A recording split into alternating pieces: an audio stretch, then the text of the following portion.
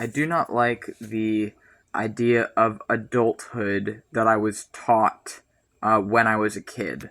I think that there's this idea of adulthood they try and push upon people where they try and teach us that, like, you can no longer be creative if you grow up, that things like believing in fairies is delusional or psychotic, that you shouldn't believe in fairies, that that's reserved for children. And if you are a child that believes in those things, then they still treat you like crap, and they still, like, some people, they do horrible things. Like in my case, I was put on medicine and other stuff that I didn't need to be on for a disorder I do not have, simply because I believed in fairies and other things that the upbringing I came from wasn't okay with those beliefs and found those beliefs to be a threat to the authority, control, normalcy that they wanted for me. I was never going to be normal. There's been signs I was never normal to begin with, but I tried to conform to that, and they wanted me to not believe in fairies, so I gave up that belief. It's like, oh, that's something I can't believe in, that's bad, right? It's not just fairies. It's not even about fairies. They also say that, like, well, civilized societies don't believe in demons and don't believe in magic and don't believe in gods and don't believe in myths and mythologies and all these things. This is just reserved to fantasy, and it's supposed to just stay in books, and you're not really supposed to believe in it. And if you do believe it, then people just make fun of you, and they ride you off, and they just try and outcast you and exclude you and bully you. And that's really what it is it's bullying. It's bullying people for seeing the world differently, for perceiving the world in a different way, for understanding things in a more creative way, for viewing things in a different way.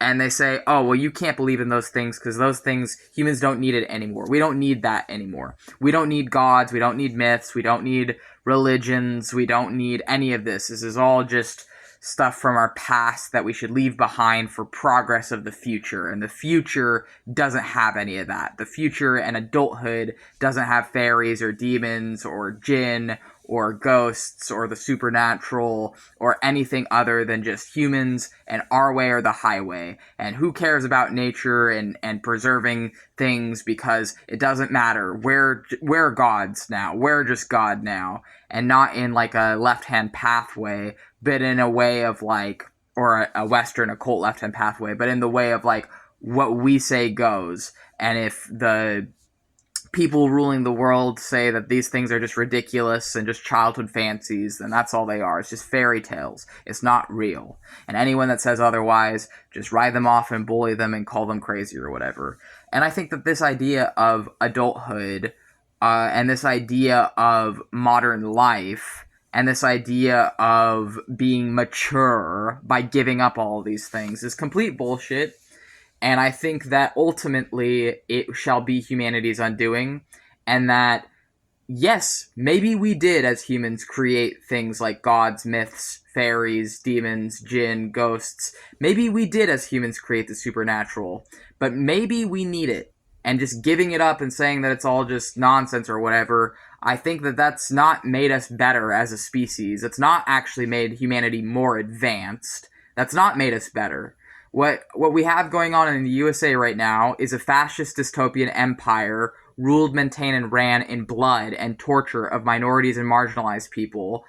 And essentially all this stuff, this crushing of creativity, this denying of our nature, this separating ourselves from nature, I think it's undoing humanity. It's corrupting us. And that's not me saying, oh, we should all just become religious and all just give in to some church. I'm not saying that either, because that has clearly, in a Christo-fascist country like the USA, that's led to some serious fucking issues. But I think people should be able to believe what they want to believe. If a child wants to believe in fairies, they shouldn't be forced onto medicine for that, how I was. If a child has visions that other people around them don't have and sees things around them that other people don't see, that doesn't mean they should be taught that they're crazy or forced to submit to something that doesn't reflect, that isn't about anything other than controlling people and controlling people's minds. And the fact that I was medically abused for decades simply for perceiving the world differently as an autistic person, it's fucking bullshit. It's fucking bullshit. I didn't deserve to go through medical torture that has given me fucking trauma, where now I have, like, trauma anytime a doctor has a syringe around me, because they tested the levels of medicine on my blood from as young as, like, 8 years old. Medicine I didn't even need to be on in the first place, simply because I saw the world in a different way.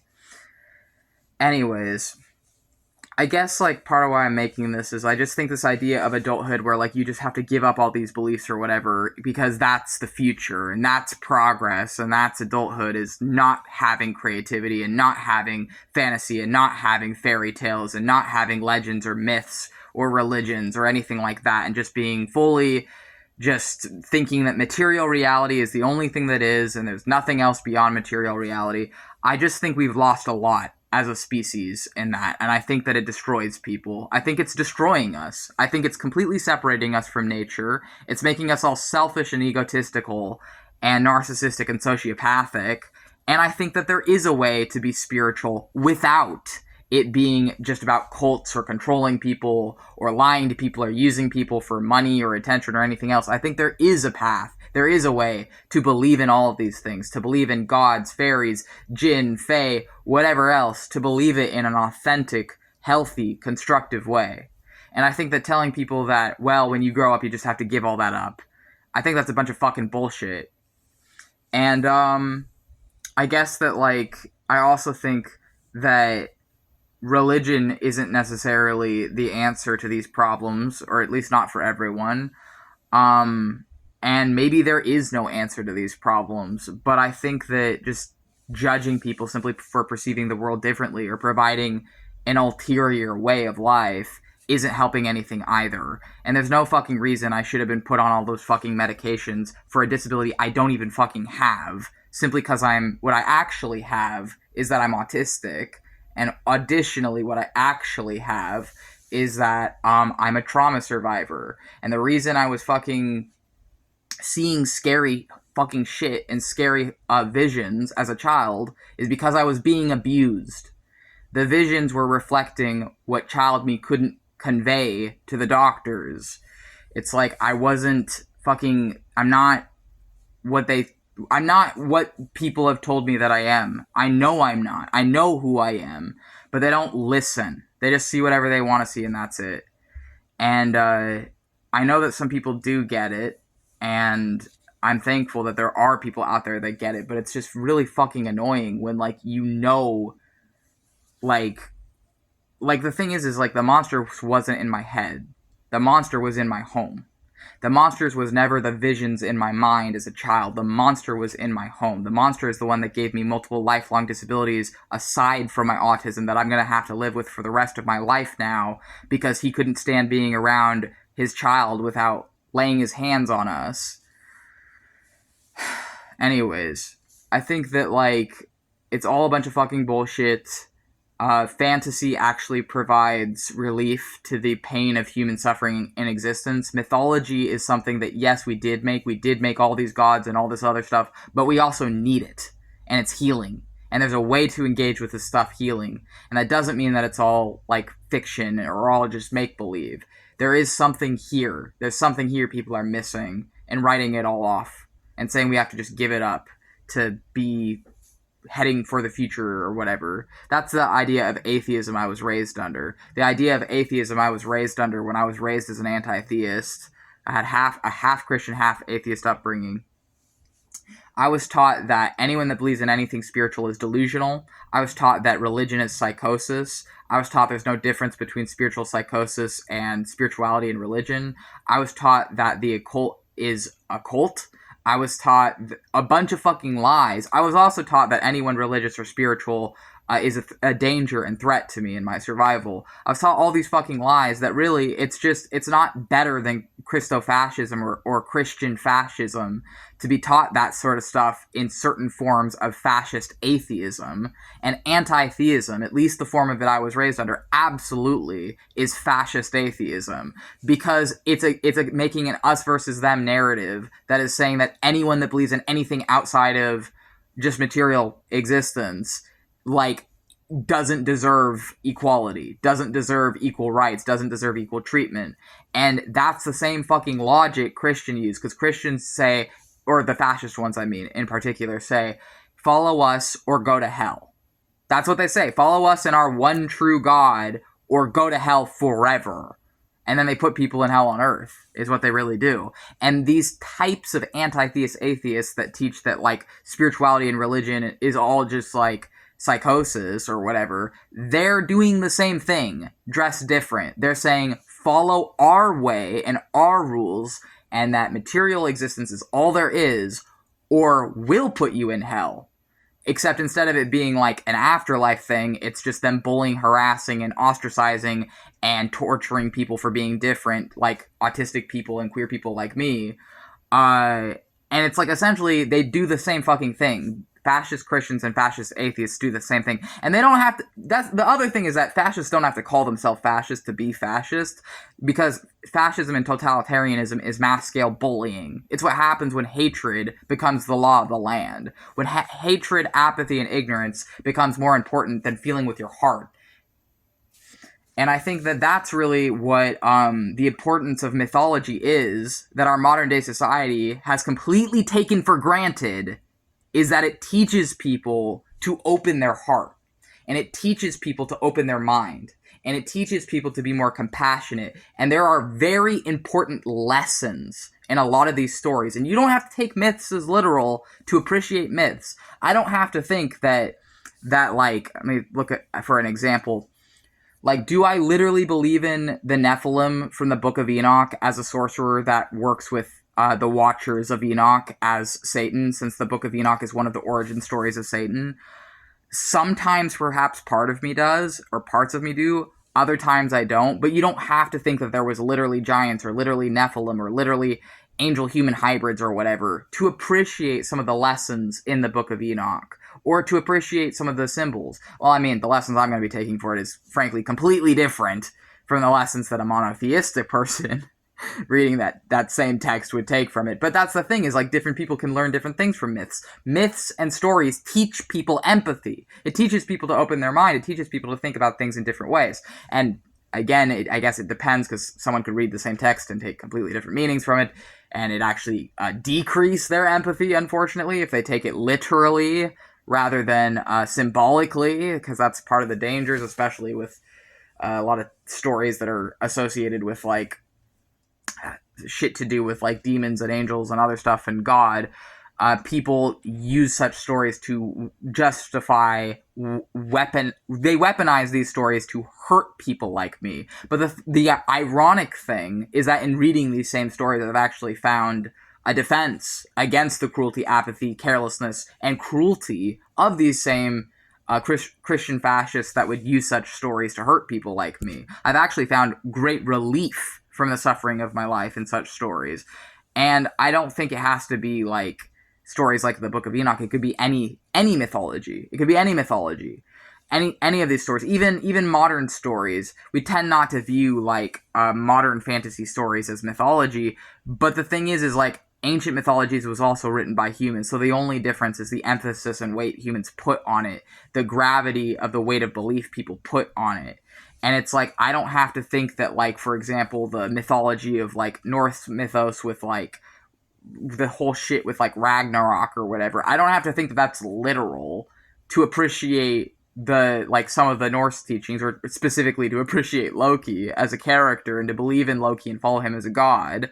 I don't have to believe that, like, I don't know, fucking, that his kids are gonna bring about the end of the world or whatever. Like, I don't believe that. I really don't, as someone that, like, knows Loki and has met him and talked with him and many other gods. I mean, they say the same crap about Satan. They say that, like, Satan's gonna bring about the fucking fall of the earth or whatever. Meanwhile, I'm, like, I don't know, cuddling Satan every night, snuggling him, sleeping with him, like, resting myself with his energy, like, hearing him out, hearing what he has to say about these things. And it's like, you know, I engage with these characters. I talk to these characters. I talk to them in my dreams, in lucid dreams. I learn from them in my lucid dreams. I learn from them in my non-lucid dreams. Not only do I learn from the gods in dreams, I also learn from them in meditation. Not only do I learn about the gods through meditation, I also just engage with them in my day-to-day life because I'm able to perceive them. And I'm able to perceive things as an autistic person that non-autistic people for whatever reason, just aren't able to perceive. And I don't think that it's all autistic people, but me specifically, I can. I can perceive spirits. I can perceive all of these things. I can perceive the ghosts, the jinn, the fae. I perceive all of them, and gods too. And they are not like these distant, I don't know, overseers to me. They have a direct impact in my day-to-day life. Like for me, I can literally like burn some incense, use a sigil of a demon, invoke the demon, and I will see them in my room and hear them. But I don't see them with my eyes or hear them with my ears. But I still see and hear them, and that's the thing that confuses people. Is like that's probably why they thought I was psychotic as a child, but I'm not. I just perceive things other people don't perceive. But it's like, even if I was psychotic, who is it hurting? I'm not hurting people. I'm not trying to fucking. I'm literally just trying to live my own life as a witch. And I don't know. Sometimes I wonder, like, was I destined to become a witch? Was it fate? Was it just choice? Was it blind chance? I don't fucking know. I feel like I definitely had a predisposition, but I don't know. Anyways, the last thing I'm gonna say on any of this is, well, I mean, in this video, it's unrelated, but this little guy I want to show him off. I got this today for like $1 or a little over $1. He's a purple devil with a magician cape and a happy face and a little trident. I've never seen anything like this in my life. I had to have him. I feel like this guy perfectly reflects, I don't know, just like how I don't know, like something within me. He just perfectly like mirrors back something like in my soul. This little purple devil with a magician's cloak. And he's happy. He's a happy purple devil. I don't know. I had to have him. So this is my new child. I adopted him today. I love him so much. I love him. And I'm going to name him Robin and also El Diablo. Robin El Diablo. So that's this guy. And so that's this video. If this resonated with you, feel free to like, subscribe, whatever. I might limit comments on this because if you don't like this video, I don't care. It's not for you. It's for the people that it's actually going to make sense to, that are going to relate to what I'm saying, that are going to understand what I'm saying, that are going to, like, I have a fucking target audience here. Unfortunately, with how YouTube censorship stuff bans anything that isn't essentially mainstream or just copying other people, this likely could get invisible for a while, but maybe someday people will see this and understand it, and maybe at some point people will get what I'm saying and what I mean. Anyways, if that applies to you and you did like this video, or I do appreciate the messages of this video, feel free to like this video and subscribe. And this is Victor signing off for now.